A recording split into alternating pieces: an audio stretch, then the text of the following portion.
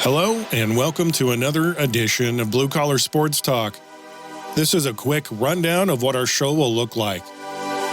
We're going to recap some Husker games. In the basketball arena, the Lady Huskers took on Penn State. We'll look ahead at who they have coming up this weekend, January 14th, number 3, Ohio State. The Husker Men are also going to play number 3, Purdue. They will be on the road. Switching gears, we're going to take a look at some NFL games starting Saturday with the Seahawks at the Niners. Another Saturday game will be the Jaguars at the Chargers. Sunday's games will start with the Dolphins at the Bills. Moving on to an afternoon game, we have the Giants at the Vikings. The evening Sunday game will be the Ravens at the Bengals. And rounding out the NFL start of the playoffs will be the Monday night game, the Cowboys at the Buccaneers. We'll also look at some NBA hoops. Thursday night games will have the TNT game, which will be the Celtics at the Nets. And the late TNT game will be the Mavericks at the Lakers. All right. Hello, Blue Collar Sports Talk people. It's another Thursday morning here in the bedroom studio. We've got the guys with us today. Morning. Good morning. And we're going to jump into some Husker stuff right away. I was lucky enough, I got a ticket to go see the Husker Ladies play last night. I happened to have Wednesdays off, so they handled Penn State. I mean, you put up an 80 spot. That's awesome. And nothing against women's basketball. They just don't drop 80 very often. And that home crowd, throw up 80, nice. Yeah. I think Jazz Shelley was one stat line away from having a triple-double. Come on, coach. Pay attention. Let her get it. I know. It was trash time minutes, and I get it. You don't want her to get hurt. She ended up with 9 rebounds, 10 assists, and 10 points. The girl that really shined was a guard that's a true freshman, and Callan Hake, 5'8" freshman out of Minnesota. She hit her first 2 or 3 threes. Didn't miss. Well, nice. And she even came off the bench. So, Izzy Bourne ended with 10 points. Markowski ended with 11. Maddie Kroll had 14. Jazz Shelley had 10. Everybody just competed, and it's really nice. Yeah, that hack also had 10 or more. She had 16. 16, yeah. I seen that there was 5 girls with double digits. Yeah, and Sam had 7 points, 6 rebounds, 4 assists. I mean, everybody just contributed. Markowski had 15 rebounds. Oh, there you go. Penn State was getting frustrated. They had a couple of just key players that I was like, man, if they have a couple more of these girls, we'd be in trouble. But they had fun. They had a fun night.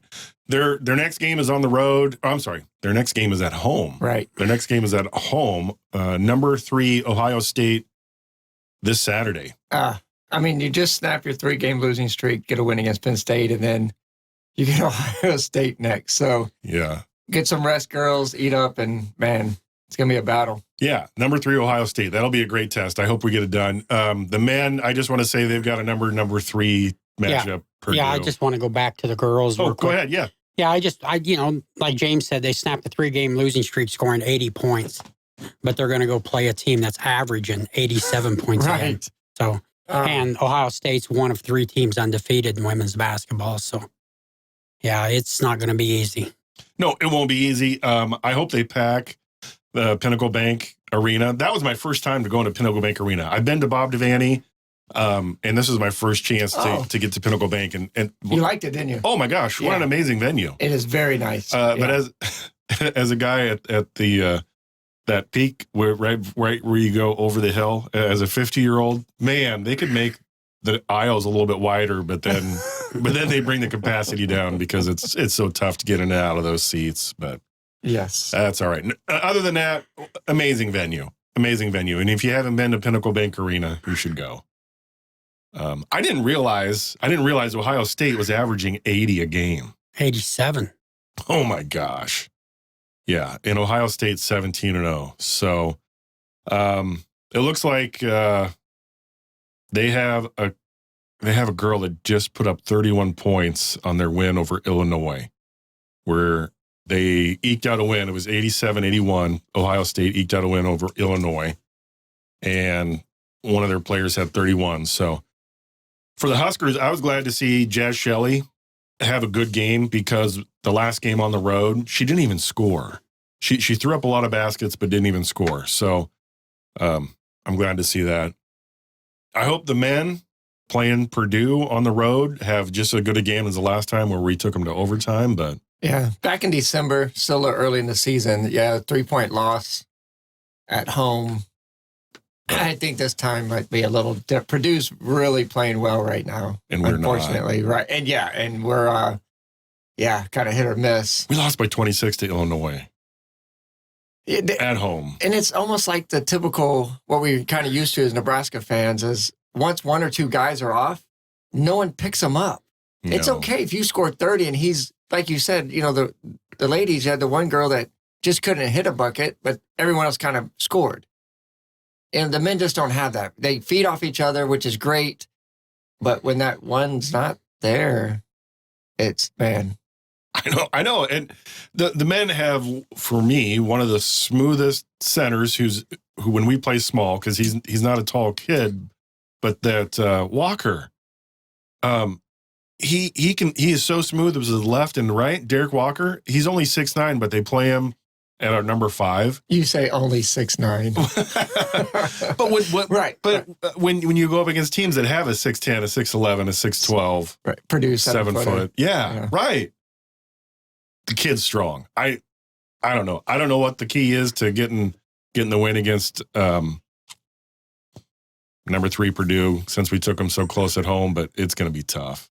Yeah, watching the Husker basketball, and they've only had 2 games all year long that were decided by single digits. They were both overtime games. Of course, one was the loss to Purdue, and then here a few games ago, we beat Minnesota in overtime. But other than that, it's we lose by 20 or we win by 20. It's just crazy. And that's a good point. Minnesota had another tall center who Walker pushed around, because Walker is shorter, but Walker had him on size and strength. So if Walker could push around that Purdue center, maybe we have a chance. But get in foul trouble, maybe. Yeah, Well, and that's what happened in Minnesota. He ended up fouling out. Their center fouled out in overtime. So, and to me, I think that or almost strength, overtime, I should say. Go ahead. That core strength is more to me than the height. Granted, reaching up and grabbing this and that, but if you got that core strength, they're going to jump a little bit higher. But you can also absorb that big guy laying on the back of you for the full game. So, yeah, look at Sean Bradley, so tall and skinny, but man, he just wore down so quickly. Yeah, you be 6'9", but be stout. And you'll be a formidable player in there. So I called him a center, but they have Dawson Garcia for the Minnesota Gophers as a power forward, and he's 6'11". So you're giving up 3 inches to a guy, but you still overpower him. So again, feather in your cap, Walker. Hopefully you can keep it moving forward and show Purdue that we're not a pushover. So I don't know what happened to the Illinois game. Did we look past it and we were getting ready for Purdue already? Or right, at 9-8, or they partied too hard on Monday night. You can't really look past people. Yeah. We're going to switch gears. We're going to go to the NFL, and prior to going to the NFL, I'm going to give you guys another Vince Lombardi quote, because he has some gems. So Vince Lombardi, at some point, he must have been having a great day when he said this. At many moments in a day, I'm convinced that pro football must be a game for madmen. And I must be one of them. Yeah. I feel it. Yeah, I do too.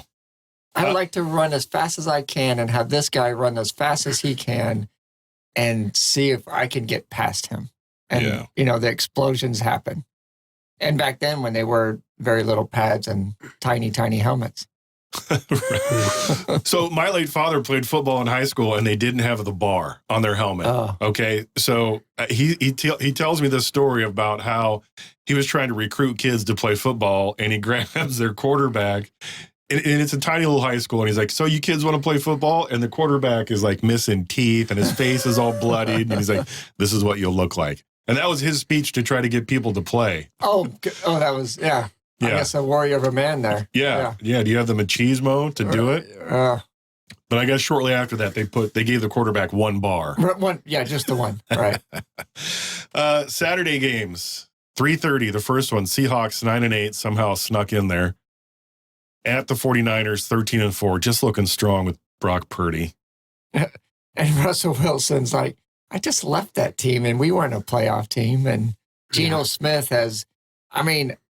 obviously we all know way back when the season started, I was said they'd playing for a draft pick. Never saw this coming. Geno grabbed those horses and went with it. Played great. Had some off games, obviously. They're only 9-8, but they're above 500 in that NFC West, and they took a spot from an NFC East team. So I liked them. I thought it was a great season for them. Unfortunately, like you said, even if Purdy has a horrible day and throws 3 picks, the Niners defense still wins the game. Yeah, the line moved a little bit. It was 10 yesterday, and it's 9.5 today. Overs are set at 45. I don't see the Seahawks getting it done. I know Geno Smith can put up numbers. I mean, the guy has 4,200 yards for the season, 30 touchdowns, 11 interceptions. So he's pretty good. He's not going to give them turnovers. But the defense for San Fran, man. And Seattle's defense is really good, but 49ers are a whole nother animal. When they run the ball, they really run the ball. Roger, what do you think about this game? Well, San Francisco is in the top 5. Well, they are the top defense, but here in the last 10 games on their 10-game winning streak, they've been beating teams by 16 points and scoring over 30 points a game. They've scored more points in the last 10 games than the Kansas City Chiefs. I mean, that's huge. This is Brock Purdy, and they're scoring 30 points a game, beating teams by 16 points. This team's for real. I don't see how they stumble and not get to the playoffs, even if they play Philadelphia, Philadelphia is another team who ranks in the top 5 in both offense and defense. So, I mean, that's going to be their biggest stepping stone. Other than that, this San Francisco team should just cruise. I can't believe the line's going down. I figured the line would be 13 or 14 by game time, but I agree with you, Roger. I was surprised that the line went down. I see the Niners covering, and I see them winning by 2. I really do. 2 touchdowns is what I mean. Yeah. And the overs. They played each other mid-December, and it was a 21-13 game. So I'm wondering, a lot of people are betting Seattle taking the points, and that's what's making the line move. Because what is, if you bet too much on one side, they change the line to make you bet the other side. So my guess is a lot of people don't think the Niners are going to win by the 10 because of their previous game. But, if they get rolling, I mean, Seattle might not get a whole lot of possessions to begin with. Yeah, San Francisco's scoring 10 more points a game than they did back then, too. So, it's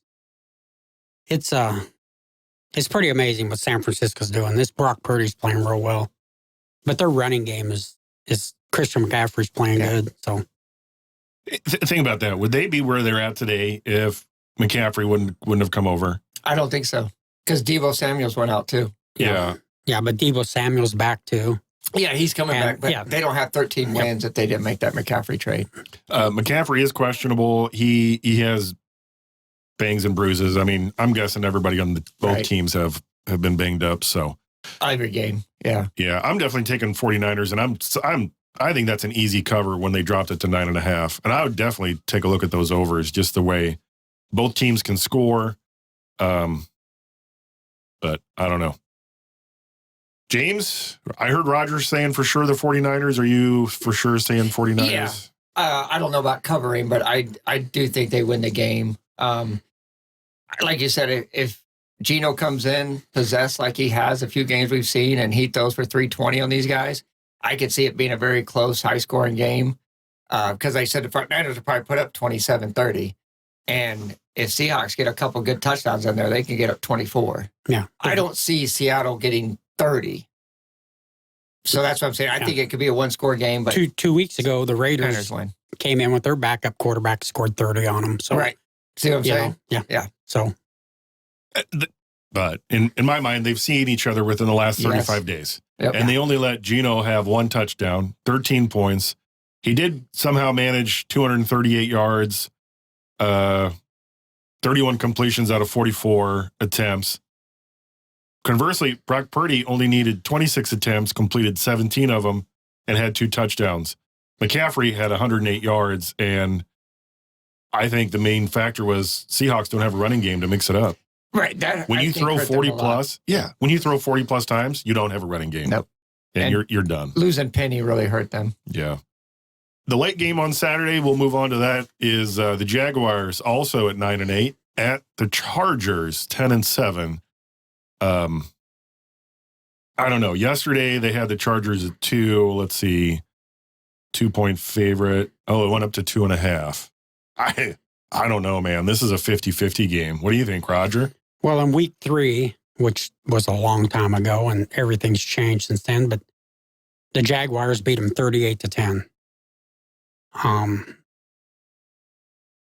then after that, the Jaguars went on this crazy 5-game losing streak where they lost to the Colts and the Texans and the Giants but then since then the Jaguars has went 7-2 and but I don't know. I look at the Jaguars and they did have a nice regular season. The last 5 games are 5-0. The only team that they beat with a winning record was the Cowboys. And we know that the Cowboys weren't playing very good football either. So I went back and forth on this game, but I like the Chargers. I do. I'm going to take the Chargers to win this game. And I said it wrong. I said they were at the Chargers. They're actually at Jacksonville. Yeah, right. Yeah. So. And you're taking the Chargers. I'm going to, like I said, I went back and forth. I wasn't really sure. Neither team really runs the ball well. Jaguars do have a better running game than the Chargers, but it's going to be Herbert versus Lawrence Golden Child or whatever they call him now. But in Lawrence. I'm going to take Herbert to beat Lawrence, have a little better passing game and win this game. I'm going the opposite way. I feel that the Jags are on a streak and they're peaking at the right time. I'm not even going to count the last game, Tennessee. They killed Houston 31-3. They held the Jets to 3 points. They beat Dallas in overtime. And when it really mattered, in the second week of December, they played Tennessee at Tennessee and beat them 36-22. I'm not going to say that their defense is going to hold up as good against the Chargers, but it could. But I think the Jaguars are gelling really well. ATN and Lawrence are kind of clicking, kind of like what they did in college. I see the Jags. I see the Jags getting it done at home. I'm really confused why the Jags aren't favored. They're at home. Like you said, I totally agree. It's a 50-50 game. Neither team is world killers. They're very, very good football teams. And you're at home in the playoffs, and the other guy's coming from the coast. It's not like he's a Midwest or an Eastern team. He's already coming. And we know the West Coast, East Coast trips, they don't travel well. For this to be a West Coast team coming all the way east, it surprises me that Chargers are favored.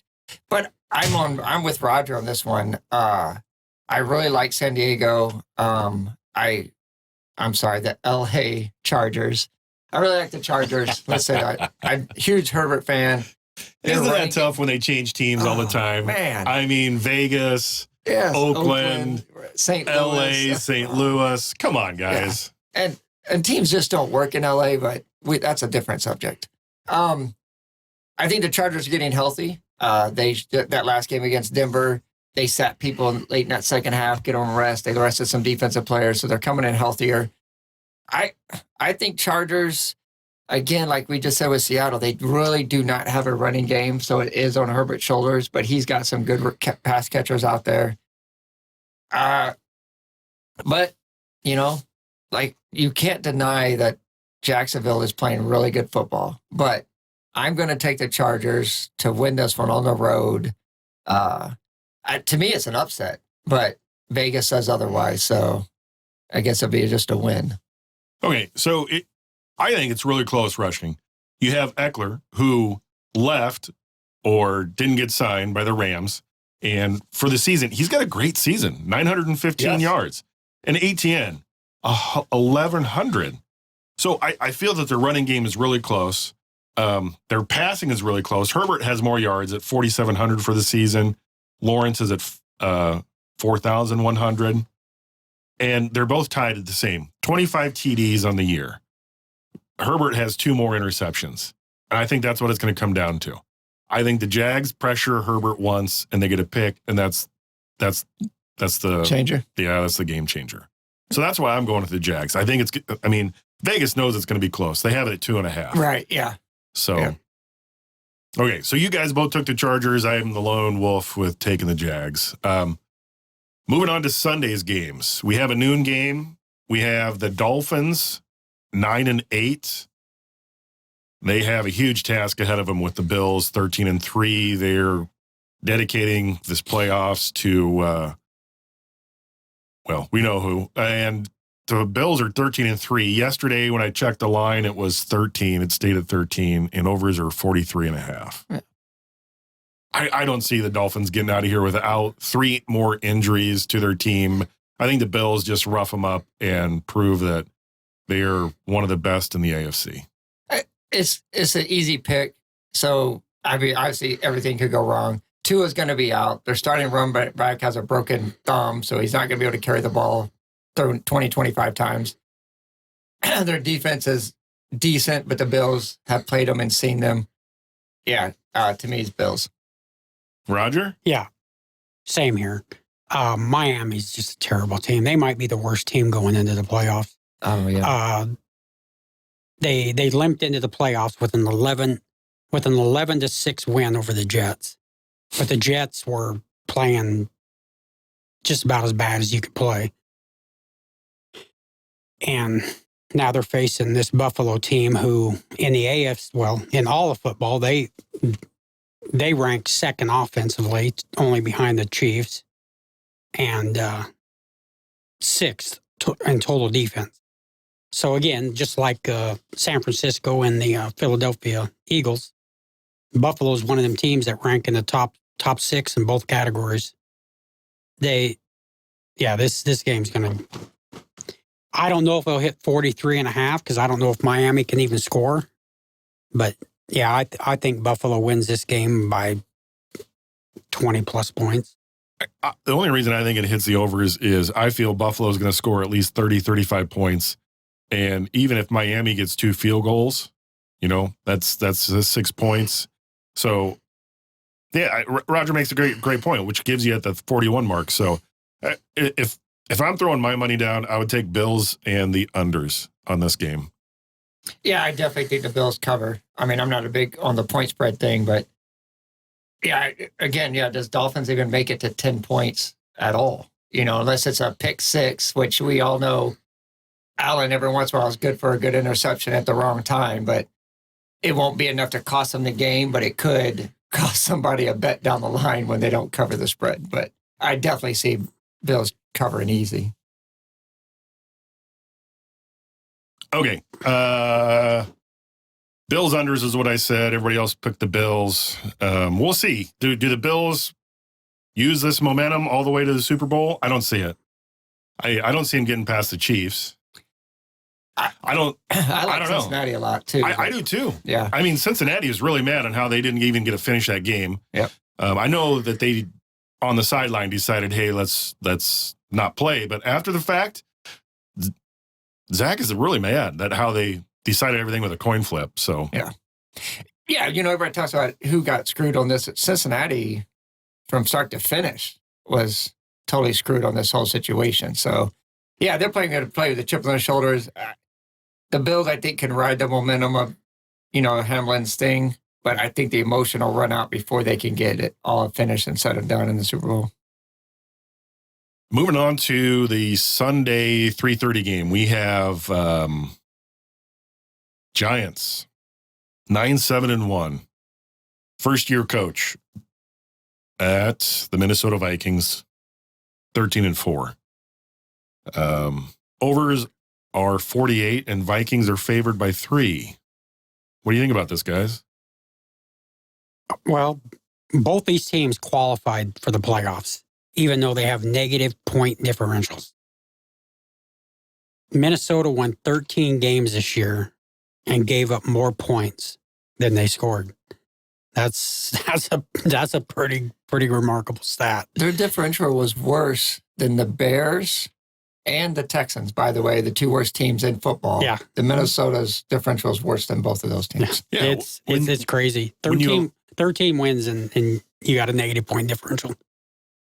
And not like by 30. Yeah. They had 90-point differential. Okay, so think about that. So the Green Bay game, when they gave the Green Bay Packers the ability to score 41, they only scored 17. And then the huge debacle when Dallas came to town and almost put up 50 on them. And I don't even think they got a touchdown. It was like it's 3. Yeah. Yeah, they got a field goal. Yeah. Oh, gosh. Yeah. And then, like I said, the Giants are same. You know, they had a negative point differentials. Giants are 3-6-1 in their last 10 games. And the 3 teams they beat were the Texans, Colts, and Commanders. So, again, the Giants are one of these teams that they limped into the playoffs. They're not that good. I think this game's high scoring. I do. I think the Giants, I think Saquon will have a great game. I think they hit the 48 easy. But Kirk Cousins did win 13 games. So I think he wins this game. I think they cover the 3. And that's last game they played, the Vikings won 27-24. So of course that's 51. So that hits the overs and Minnesota right at 3. So yeah, I see a similar game. I do. 30-27, something like that.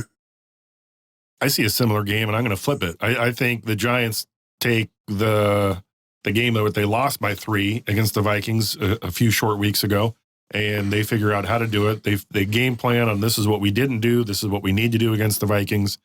And I think they win by 1, 2, or 3. I think it's just the complete opposite of what Roger is saying.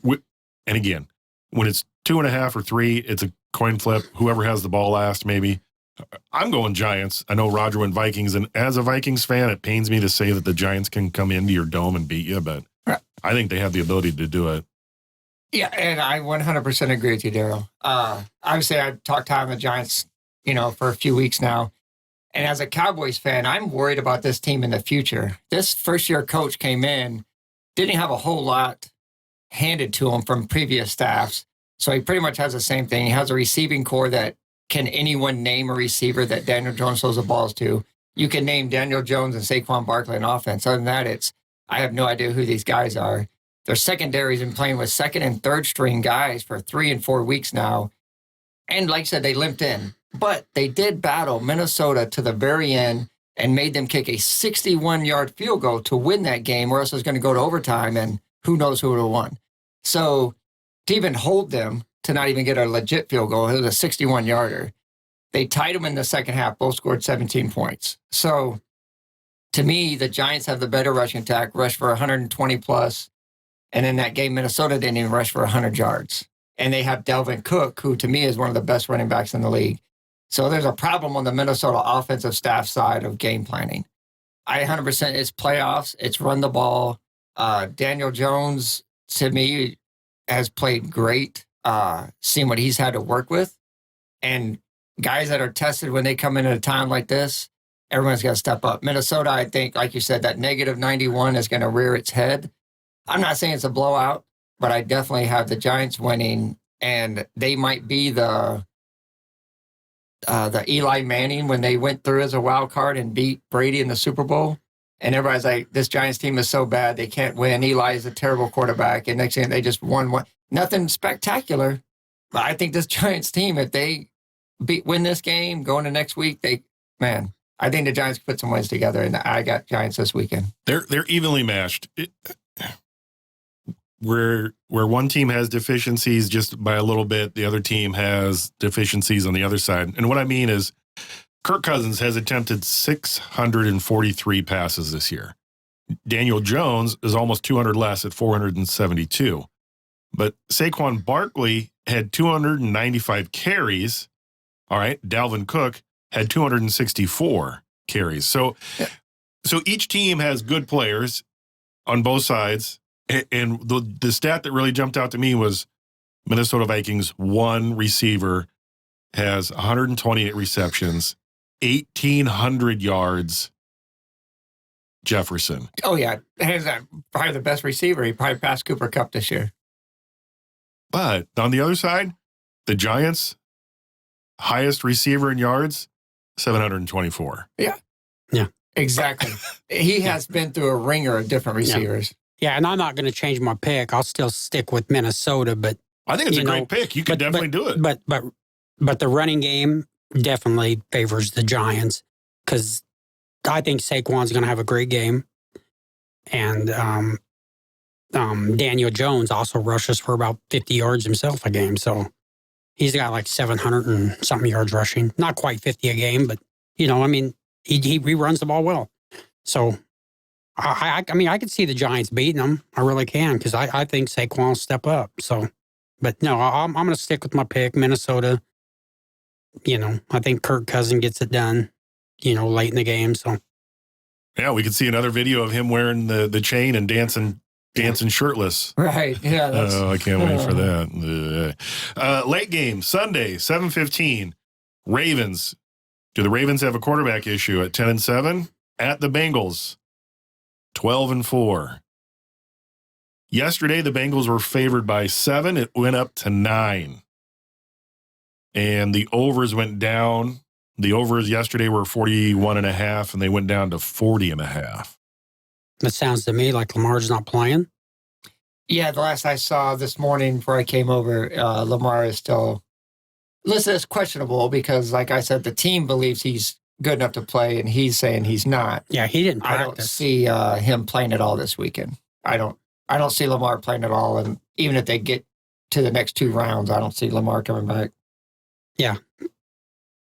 That's rough. When you get to the playoffs and you have an issue with the coaches who want to win at all costs and the quarterback who says, man, I'm not good enough. I don't want you to kill me. Right. Yeah, I got a contract I need to sign. I need to be healthy for next year because you didn't want to sign me any earlier. I do believe if he had a contract signed and dated before this season started, he'd be playing right now. And they might be a pretty dangerous team with him. You just never know when he's going to go off. Don't you think that's the writing on the wall? Though Yeah. They wanted to see how far we could get through this season before we sign you again because we're going to cut bait and go find somebody else, which may not be as good. Yeah. Roger, what do you think? Well, I don't know, but since Lamar's not been playing, this Ravens defense has been good. So I don't know. I don't think that it'll matter. I think Joe Burrow and the Bengals will score enough. You said it went from 7 to 9. If Lamar don't play, I believe the Bengals cover. And it sounds like he's not playing. So, yeah. But like I said, the Ravens have been playing great defense since Lamar's been out. Lamar struggles in the playoffs, even in the past. He struggled in the playoffs. They don't score a whole lot of points. So maybe he's even looking at that, going, "Well, I'm going to be playing the defending Super Bowl team, Cincinnati. I'm not 100%, so I'm not going to risk it." I don't know what's really going on there, but it just sounds like he might not even ever play for the Ravens again. So. Not only is he the quarterback, he's their leading rusher. He has 700 yards rushing for the season and 2,200 yards passing for the season. So when you have 112 carries in the season, you're probably not going to be healthy by the time playoffs roll around. And I don't know if Michael Vick needs to call him up and be like, hey, you can run, but don't run as much because you're going to shorten your career. So yeah. Run out of bounds. Get the first down and step out. They're running down the middle of the field and not sliding. I mean, that to me just doesn't make sense these days. I get that you're an athletic person and that 1 yard, 2 yard, is it worth getting your knee slammed into the ground? Obviously, it was a sack that he hurt his knee on, but I'm just talking about when you're trying to dive forward, and now you got these guys taking these shots at you when you're parallel to the ground, as opposed to put your butt down, sacrifice. Yeah, if you're at the end zone, I see it, but you're not at the end zone every time you're diving. You already made the first down 10 yards ago and you're diving or just lowering your shoulder and taking an unnecessary hit. You know, to me, when I watch Dak, I'm like, I have no problem with you running. Either run out of bounds, get the first down and step out, or slide.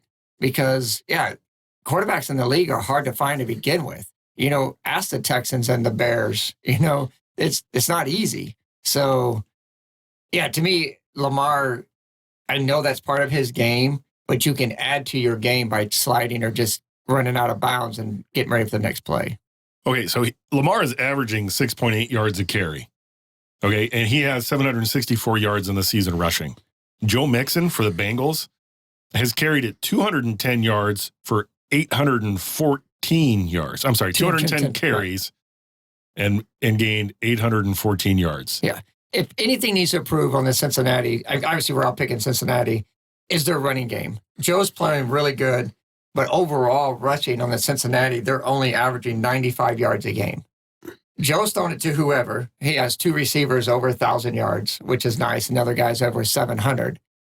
But they definitely come playoffs, and they're in the cold. I mean, you're going to be at Kansas City, at Buffalo, at Cincinnati.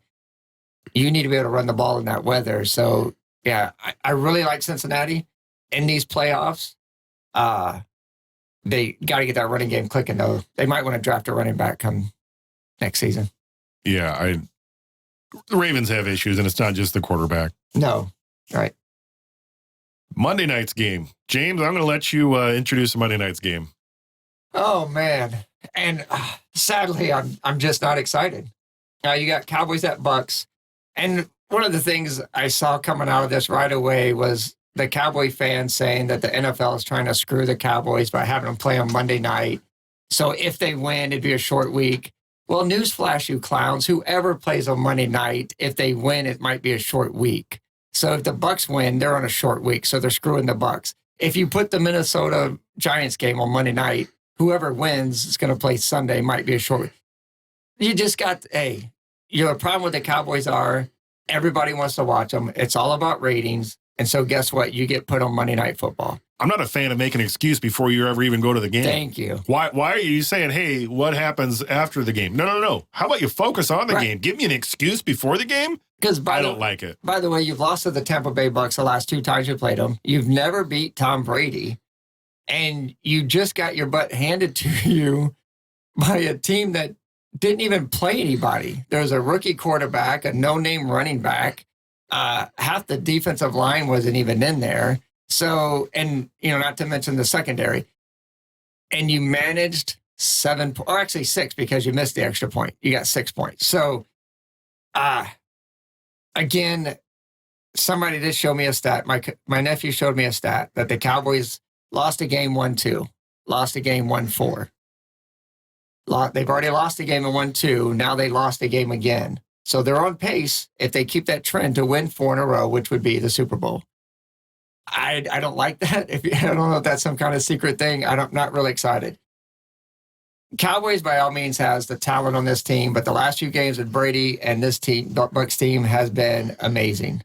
He is finding his groove. If you look at his stats the last few games, I didn't write them, but he's and Givens and them are starting to Goodwin and are starting to hit on the same page. So it's going to be a battle. I think the 45 might be under or a little high. I'm sorry. The 45 is a little low. It's going to be over that. And I can't pick Dallas because they haven't shown me, one, they can beat Brady or the Bucs. And Kellen Moore game planning for a game like this, he gets so conservative and so worried that everybody plays with eggshells and they don't play loose. And they're going to lose the game 31-25, 42-30, and be out. Roger? Yeah, this is the game that I want to watch the most because I want the Cowboys to beat Tom Brady. I don't want Tom Brady in. Tampa Bay is a terrible team, and they only run the ball 77 yards a game. Cowboys run the ball 135 yards a game. defenses are similar. They both give up about 20 points a game. But the Cowboys offense scores 9 points a game better. Just looking at these few stats, I say Cowboys just need to go in there and, take the ball out of Dak Prescott's hands. Give the ball to the running backs. Let's just beat this team. Let's just play smash mouth football and beat them. And all you got to do is defend the pass against Brady. And the Cowboys' defense is not that bad at defending the pass. Tampa Bay can't do nothing else. If the Cowboys let Tom Brady beat them, I'm going to be so disappointed because that's all they got. They got Tom Brady just throwing the ball 55 times a game. So, with all that being said, I will take the Cowboys to beat Tampa Bay, but I won't be shocked if it don't happen. Roger, I'm on the same page. So as you're talking, I looked at Tom Brady for the year. He broke his record for pass attempts and 733 for this season. 4,694 yards passing. Fournette doesn't even have 700 yards for the season rushing. Yep. Pollard has 1,000. And then you still have Ezekiel Elliott. So you hit the nail on the head for me. If the Cowboys defense shows up and they can shut down at least one or two receivers, pressure the quarterback, get some hits, they have a chance. If they don't, man, Tom Brady has a day and like you say, has another 55 attempts and 2 or 3 touchdowns. But all season long, I've noticed if you pressure Brady in his advanced experience in the NFL, he gets so frustrated. He overthrows his receivers when he's frustrated. So with Vander Esch being questionable, Micah Parsons better step up and he better get a lot of pressure on the quarterback. And their other interior linemen better get a lot of pressure on the quarterback because I'm taking the Cowboys to get this done in Tampa Bay. But I fear what James says about never being able to beat them and being true. And the fact the Cowboys are playing terrible. They're not playing good football. No. And unfortunately, you already see it on the shows now. And, they've already asked Jerry Jones, like, again, they haven't even played the game. And they're asking, hey, if they don't win this, are you firing McCarthy? And to me, I don't put this on McCarthy. And granted, yes, the head coach is the final guy, it says the responsibility, blah, blah, blah. But to me, this is 100% a Kellen Moore, Dak Prescott offense that has, against that Washington team, like I said, they could even run the ball. Pollard and Zeke was hitting walls after wall after wall. And the offensive line for the Cowboys is not intact. Matty Ash was gone. So their starting center was gone. But still, you're going against a Washington team that didn't play a lot of guys. And you couldn't run the ball when you needed to. And on the flip side, you're trying to tune up and get out of that game. The starters knew, hey, if the other game got out of hand and we were doing well, we would probably rest. They couldn't even play good enough series to rest. McCarthy's like, dude, this is horrible. I'm glad he left him in the whole game. I had no problem with that. This is a Kellen Moore Dak offense that is just up and down. Like I said, you look up and down the stats and the receivers are there. Defensively, yeah, they're going to get what they get. But Dallas, by all means, should be put up 35-40 a game. And I think they'll be lucky to score 30 against this defense that's really not that good.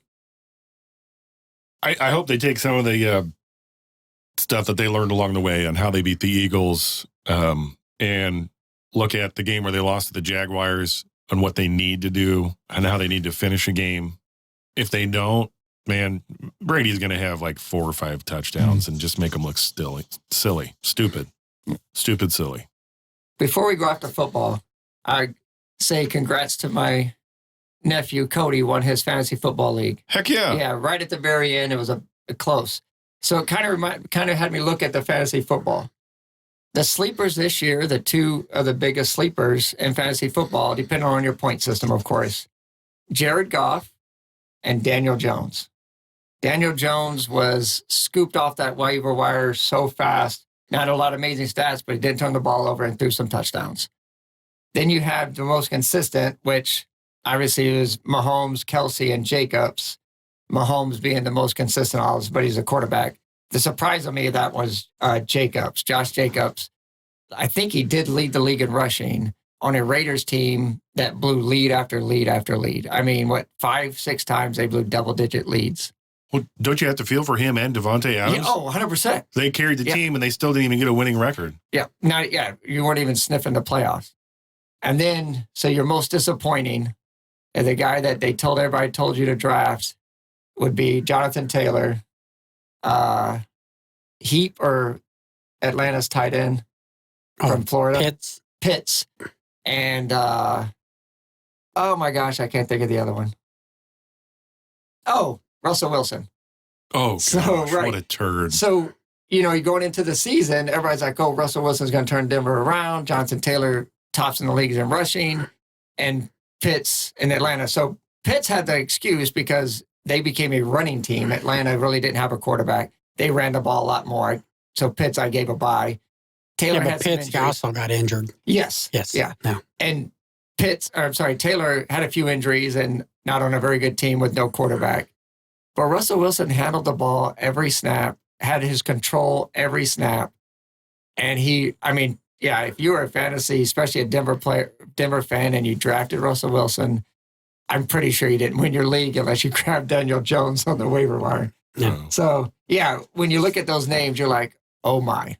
Okay, so you brought up fantasy football, but you hit two people, one being Russell Wilson with the Broncos, and they have just created a horrible thing for them for next year. Yes. But also the Packers. Had the Packers been able to structure a deal with Aaron Rodgers to keep it a little bit lower to allow them to keep Devontae Adams, they might have snuck into the playoffs. Oh, yeah. But no, it was all about Rodgers, who, hey, if you want to get paid in the final twilight of your career, I get, but don't you also kind of want to win at the same time? And I bring this up because Brady's done that his entire career. Brady has gone in and restructured his deal to allow players he knows he needs. Right. He sees it. It's not Rodgers, is it? 27. He's 38. So he has seen this time and time again, like, hey, man, the cap really structured. We lost old dude. Oh, man, the cap really sucks. We lost Randall Cobb. Yeah, so going in, okay, hey, I'm towards the end. I would love to get at least to another Super Bowl. I need my number one guy. Now I'm going to let him go. No. Yeah, and if they didn't have these receiving roles, a couple of those early games that they lost because of a dropped pass or whatever, or not confident to throw to him, he would have had Adams. And we might be talking about Philadelphia and Green Bay being the top two teams right now. Yeah, so Aaron gets a share of that blame, and I'm also going to blame their front office gets a share of that blame, because you should realize that just because Aaron says this doesn't mean that it has to happen. You can go in and go, Aaron, no, we still want to win, so we're not going to give you exactly the max contract that you think you deserve. Yeah, you deserve it, but we want to win as an organization. So we're going to take 20% less of what your max offer was. We're going to give you this, and we're going to allow you to keep Devontae Adams and allow you to win. Right. And take it or leave it. Go. Yeah. So they both have a share of the blame on that one. Oh, yeah. Yeah. James brought up fantasy football, so I got to brag a little bit about myself. But I was the vampire in my one fantasy football league. And I don't know if you guys are familiar with the vampire league, but from sleeper to winner? You sit out the entire draft, and then you just draft whatever's left over. And then if you win, you get to steal a player from the team you beat. But of course, every week you're the number one waiver wire pickup. So of course, if there's guys that step up and, you can grab them out of the waiver wire before everybody else, you can build a pretty good team. Well, I started off with Carson Wentz as my quarterback. And of course, Carson Wentz had 2 great weeks to start off the season. Yeah. One right off the bat. So that boosted you up right away. So that boosted me up. I got a couple picks, grabbed a guy off the waiver wire, went on, played in the championship game. It come down to that Monday night game. I had Jamar Chase, needed 22 points. And that's pretty, it's not easy to get, but it's because we get bonus points. And then they call the game. It's a PPR game. It's a PPR league. So you get a point per reception. A 100-yard game will give you 5 bonus points plus 10 points. So it was pretty in reach, but then of course they call the game. So I got second place. I didn't win, but yeah. Oh man, Yeah.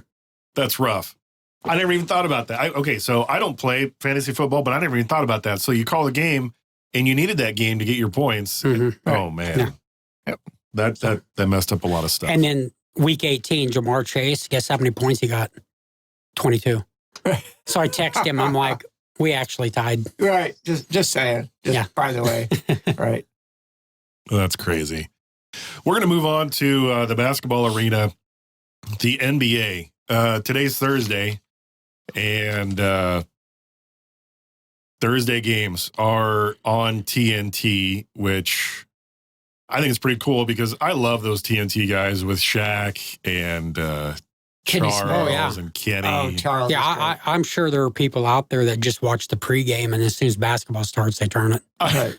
Those guys, when it was around Christmas time and they shoved Shaq into the tree, and then later Shaq jumped into the tree himself, that is worth the price of admission. They are funny. They're entertaining. Oh yeah. The 6:30 Thursday night game, TNT game, is the 30-12 Celtics. 3.5 point overs yesterday. I haven't looked at them yet. At 27-13 Nets. And Roger said Durant is out for this game? Yeah. Yeah, he's out for a while, ain't he? Yep. Yep. So, And I think Boston gets it done without Durant being in the lineup. But, boy, this Nets team is playing. They're playing good. They only lost one game in the whole month of December. And then, of course, they lost the game early in January already to the Heat. Bulls. Okay, yeah. Bulls. But yeah, they're a great team, and so I want to see how good Brooklyn plays without Durant. But no, I think Boston gets it done because Brooklyn don't have Durant. Yeah, unless I saw it's like a 3-week knee thing. Oh, I didn't realize it was 3 weeks. Yeah. I saw 2 to 3, so we'll see. And again, I think it might go by how well they do. If they can stay above water without him, the more rest, the better. You get that minutes management that they like to do these days. And that's another game I got to bring up. Totally have to bring up later. But that's scary. The reason I think it's scary, Durant goes out, and then all of a sudden Kyrie Irving goes like, it's on my shoulders. So that can go one of two ways. He tries to be the new version of Kobe and actually gets it done, or he's so selfish and doesn't pass to anybody and doesn't get it done. But I think the Celtics get it done. They had New Orleans come to Boston right before this road trip, and they beat the surging Pelicans. Without Zion. Granted, without Zion, but McCollum put up 38 points. Marshall put up 18. Valanciunas put up 13. Murphy the third put up 15. What was huge for the Celtics was they got Malcolm Brogdon to have 20 points. Jaylen Brown hit 41. Horford got double digits with 14. Tatum had 31. And Grant Williams had 9 points. So they all contributed. So that's the third time I think this season Brown and Tatum have done 70, which is great. Yeah. I mean, for a good 1-2 punch. And yeah, I totally agree. I think the Celtics going in Brooklyn, get it done. To me, this is I can't say gut check. They are a better team right now than they are, but they need to let Brooklyn know. I think it's a gut check. On the road, you have to have those road victories. Yeah. You let Brooklyn know, hey, we know Durant's not here, but we're not going to take it easy on you. Don't let down. Beat them by 20. Send a message. Oh, man. If they can beat them by 20, because Brooklyn's still good. I don't know. The late game, 9 p.m. TNT game is 23-19 Mavericks on the road at the below 500, 19-22 Lakers. I love it when you say that. Below 500 Lakers. It's such a great feeling. And Dallas is favored by 3. Yep. Overs are set at 235.5. Yep. Man, I would get on that overs all day long with Doncic. Yeah. They played at Christmas. Dallas won by 11. And it was kind of close early, but a lot of it was just, I think Dallas had like a 15, 20-point lead at one point in the game. But anyway, Mavs, I think, are a good team game. Lakers, I just never know what they're going to have. Anthony Davis is still out. LeBron's day-to-day, but I'm pretty sure I read he's playing. But Josh Green and Dorian Smith for Dallas being out will hurt, but I still think Dallas wins at LA. I hate to say this. I think Lakers get it done just looking at the last 3 games. I mean, Dallas has lost in LA at the Clippers, and they got to 101 points. They let the Clippers score 113. On the road in OKC, they scored 109 points and lost because OKC put up 120. And then the last game they won was at home against New Orleans. So on the only reason I'm doing this, on the road, they're not strong. Golden State. But yeah, oh gosh, Golden State has issues. That's okay. Stepping aside from this Mavericks-Lakers game, that Golden State game against the Suns. That's what I was going to talk about. Dude, the Suns played possessed ball without Booker, without Chris Paul. Without Eaton, without 5 legit starters. They didn't play, but they had 1 starter play. And they pushed him around. Right. But their 6th, 7th guy off the bench was sitting. And it wasn't until the 4th before the Warriors said, hey, we should start playing. Yeah, and Curry played. And Curry played, Thompson played, Green played. Andre Iguodala got ejected. That's the game I was going to bring up, is you talk about sitting players because minutes, managing those minutes or whatever. And here they go on the road. And again, the NBA has a rule. You're not supposed to sit them, but all you have to do is say he has an injury. His finger hurts or his pinky toe is, a little bleeding. And you can sit them on the road. And yeah, they went to Golden State, sat probably 5 or 6 guys that contribute every night for them. And they beat Golden State at home with all their, granted, Curry's first game doesn't matter. They still had all their dogs in there. Beginning of the game, Curry couldn't hit the broadside of a barn. No. And Klay Thompson airballed a couple 3-pointers. Oh, I loved it. I you know who injected the most into the Warriors, what I thought? Vincenzo's energy. Vincenzo. If they would have matched Vincenzo, everybody on the Warriors team would have matched Vincenzo's energy, they would have won.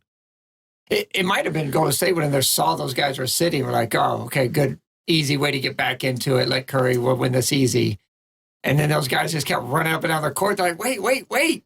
Who are you? But they also played big. So Looney, Kevon Looney is a great player, but he couldn't match up to the bigs that the Suns were playing that night.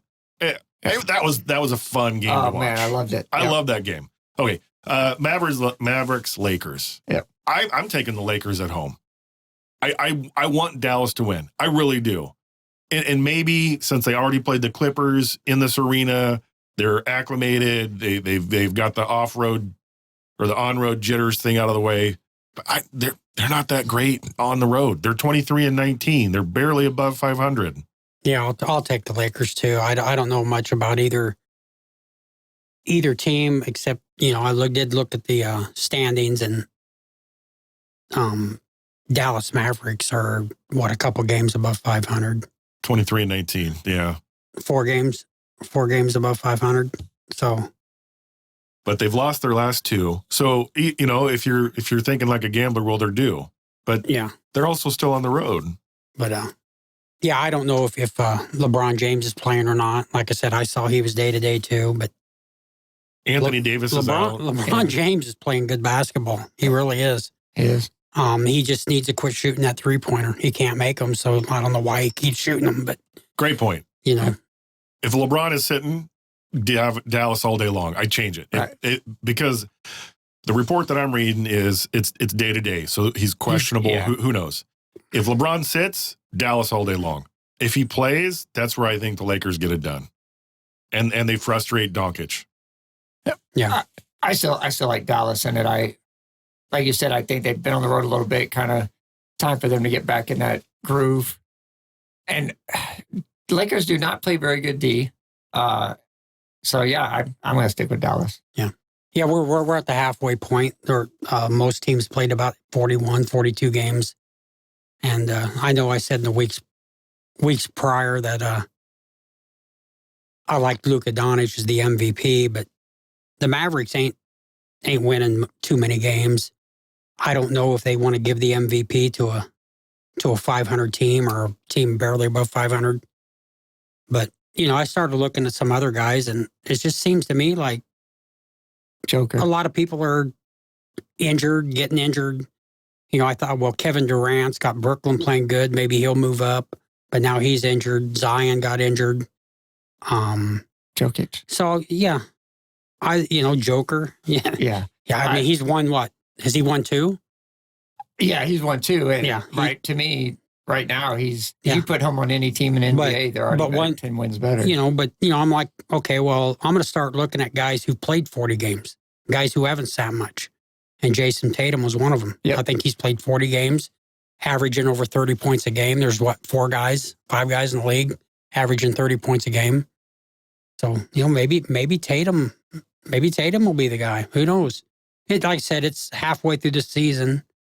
MVPs are usually won in the last 25% of the games. So, we'll have to see. Joel Embiid hasn't played enough games to get it, but he's a great player. Joel Embiid is a great player. And again, getting back to the conversation we had a few weeks ago, if Doncic was on a different team, would you want him on your team first and foremost? And would that just make him a shoo-in if he was surrounded by better players for the MVP? Because he's averaging 34.2 points a game, shooting 50%. I wouldn't want him on my team unless he was going to change his style. Celtics brought in a Kyrie Irving. That didn't work. They brought in a Kemba Walker. These guys that were averaging 30 points for their game. I mean, they were the guy on their team for the Cleveland Cavaliers or Charlotte. They come in and they don't mesh. They weren't winning. They didn't change and make everybody better.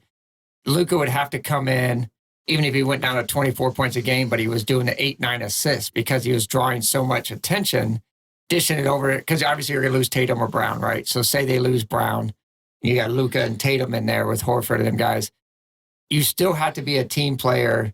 And I've just seen too many times that those guys don't change their style of play. LeBron's another one that doesn't change his style.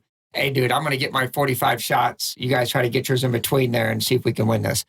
Right now, the NBA, the teams that win, you look at the Golden State Warriors winning, that's team ball. That's pass, that's extra pass, extra pass, extra pass. So I'd only take Luka if it was a Luka that changed his style of play. If not, I don't want him. Okay, you bring up Luka, and will he mesh? Kristaps Porzingis went to the Washington Wizards, and he is now their leading scorer at 22 points a game. So that's a great point.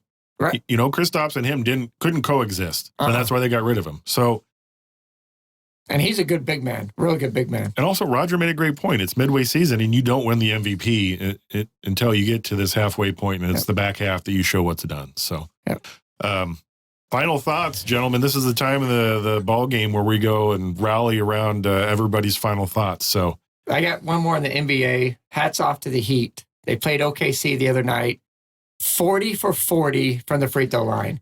And we all know that shooting in NBA is so horrible. They don't even take free throws serious. But the Miami Heat went 40 of 40. Butler hit 24, 25 of those in a 1-point win. So you want to talk about free throws being important? 40 for 40, they won by 1 point. So to me, that was great. I saw that, and I don't care what the team is. For a team to put that much emphasis and concentration that we know we needed every little point, and they were down most of the game. I even quit watching the first half. They were down by like 17, 18 points. I was like, well, this game's over. And I switched back. Oh, it's a game. I was at work, so I switched back. Meanwhile, I went on break, and I turned it back on. And I was like, okay. So I started watching, and man, they battled, and realized, hey, we need all these free throws. And they did. 40 for 40 is amazing. And I believe it was an NBA record. And it was an NBA record. That was nuts. Yeah. So they say football is a game of inches. Well, the NBA can be a game of free throws. Yes. And you hit the nail on the head. They won by 1. 1 by 1. Yeah, that's crazy. Nuts. Roger, any final thoughts on anything? Well, I didn't really write nothing down, but one thing pops in my head. Carlos Correa, after all that crazy Giants, Mets, he's going back to the Twins. Stays with the Twins. For about 60% of the money he was going to get from them other teams. I think he signed a 6-year, $200 million, something like that. I don't quite remember the numbers on that, but it ain't $300 million. It's like I said, it's $100 million less. So it's about 66%. But as soon as they said that, then they go, Yeah, Correa passes physical for the Mets. Signs. I'm like, he couldn't pass the physical for them other two teams, but now $100 million less, and he passes a physical. So I don't know what's going on there. It's funny. That's my final thought. Also, I have it pull it right here. And yes, so he originally was going to have a 6-year, $200 million contract pending the physical with the Twins. He had on the table a 13-year, $350 with the Giants, and then going in that waning hour, they're like, "Ooh, we want to look at something." So the Mets like, "Well, we'll swoop in. We'll give you $315 instead of $350 for 12 years." Yeah, I'll come get that. So he goes to the Mets, and then the Mets start looking at that physical or whatever. They're like, "Oh, wait a minute, they might have something." And I guess he sees that those two teams are like, "Yeah, dude, we really can't do that." And Minnesota's like, "Hey, we still got this." So yeah, they got an option for a 4th year, $70 million on it, but yeah, he's losing $150 million for whatever injury on this leg is going on, and he's going back to Minnesota. I guess that's right on the wall. He's like, "Yeah, my leg is messed up, and I guess I got to take what I can take," because he hasn't fought back, he hasn't pushed back. He's taken this contract now and ready to move on. All that being said, the Twins still guarantee $200 million over 6 years. Right. All the incentives that the Mets had put in there and the Giants had put in there, he may not have even come close to that $200 million. So the Twins stepping up and going, "Hey, we want to keep you, buddy," and guaranteeing $200 million. That's a huge chunk of change. I like that it's only the 6 years, not the 12 or 13, because the way this leg might be and the way the series of it they might get only 3 years out of this guy, maybe 4. So they're probably like, "Hey, we don't want to put us on the hook for 12 or 13 like these other teams when a guy's that hurt." And, we've seen numerous times they sign these big deals and, yeah, you get 3 or 4 good years out of them, but you get 6 or 7 not so good. The thing is, that is the biggest story, though. Even if it wasn't guaranteed, that's almost $100 million difference from starting out with a $350 million offer, and now you're down to $270. So. Yeah. And I can just picture the Giants GM and them laughing at the Mets. How's that little swoop in there? How'd that work out for you? And now neither one of us have him. I'll hit you guys with one more Vince Lombardi quote. "It's easy to have faith in yourself and have discipline when you're a winner, when you're number one. What you have got to have faith is, what you got to have faith when, oh my gosh, I messed it up. What you got to have is faith and discipline when you're not a winner." So, all the ones that didn't make the playoffs, do they have that to get there next year? Does Aaron Rodgers come back, or does he say nope? I mean, does he take the $60 million? Obviously, how do you say no to $60 million, 58, whatever it is, and just come back for one more year of mediocre football? The Jets. I'm thinking about the Jets, too. I mean, does Saleh stay there? To have such an amazing start to the season and then just fall off like they did? Switch quarterbacks, 3 or 4 times? I think they need to move on from Zach Wilson, give Mike White a try. Then you got coaching changes. The top picks in the late draft all need new coaches. The Bears, Denver, Arizona now, they obviously fired Kingsbury. The Colts all need new coaches. Carolina's in the mix, want to need a new coach. So I hope Kellen Moore goes. Please, Kellen Moore, have the best interview of your life and go to the Carolina Panthers. On that, I found it very interesting that Wilson wanted a defensive head coach. He gave us a little toot for Quinn, the Dallas defensive coordinator, because they worked together in Seattle. For a quarterback that needs a better offense, supposedly, that's the reason they got rid of Hackett. They needed something better on that offensive side, and he was an offensive dude. That Russell Wilson put his voice in for a defensive guy. I don't know what I would think about that. If I'm the team that's like, man, my highest paid player on my team, supposedly my best player, wants something that doesn't gear towards him. Yeah, my Denver Donkeys have issues from top to bottom. Big time. Yeah, if Quinn goes, he goes. I don't see him going to Denver of all. I don't see Harbaugh going to Denver. It's a hot mess up there. I mean, it's one of those things where you're like, I need a coordinator that's never been a head coach that doesn't mind being my prime example to me is the Houston Texans. They hired Lovie Smith, and I was saying from the get-go, this is not their coach. And he was a scapegoat. He was get them through a couple years. Let's get through a couple drafts, figure out what we got. And I love that he won. He went for 2 and won that game, so they didn't get the top draft pick. They moved down because the Bears ended up winning or losing and go ahead of them. He won the game, and he still gets fired. He's done a lot with nothing when they got rid of Deshaun Watson and all that stuff. But the sad thing was he was hired just to fill the void until they could figure out what they wanted as a team. And now he's on his way out again. So, Roger, where do you think Sean Payton ends up? I don't know.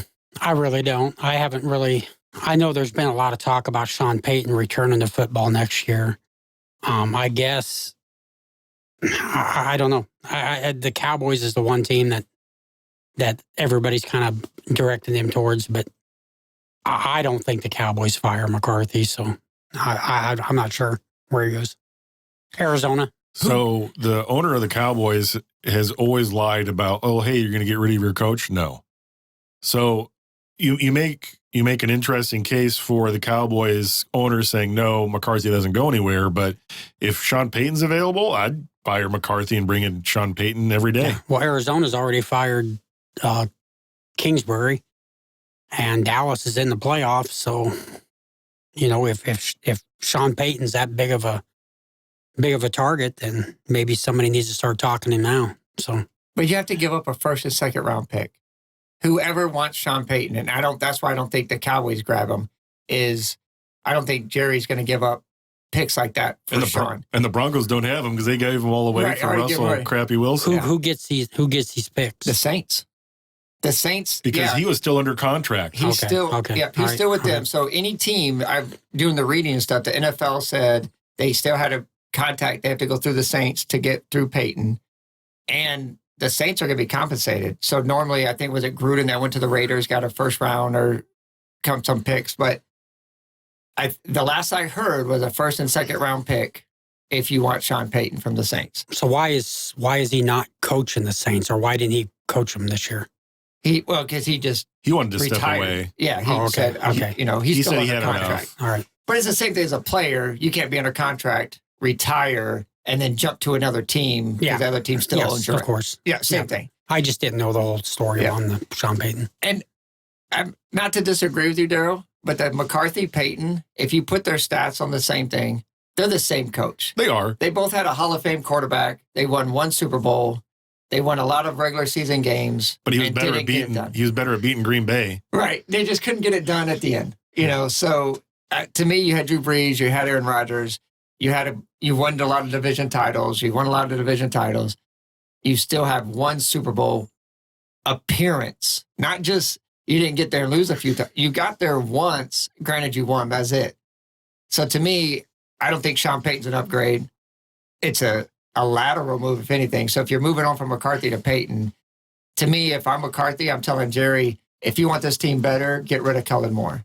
He might be a young prodigy somewhere else, but he gets too timid in big games. Ladies and gentlemen, thanks for listening to Blue Collar Sports. Thank you, people. Have a good one. Go watch some sports.